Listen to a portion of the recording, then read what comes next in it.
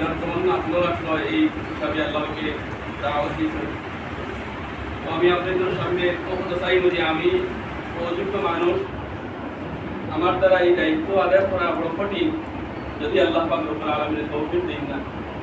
এর লাগে আপনারা প্রত্যেকে দোয়া করতে হবে যাতে যেভাবে খেদমত করলে, যেভাবে দায়িত্ব আদায় করলে আল্লাহ পাক রব্বুল আলামিন রাজি খুশি হবেন, আর খেদমত যতভাবে আদায় করা যায় আল্লাহ পাকে আমাদের যতজন খাদিমুল হুজ্জাজ হতে এগুলা প্রত্যেকে আমার প্রত্যেকে তৌফিক দান করুন আল্লাহ।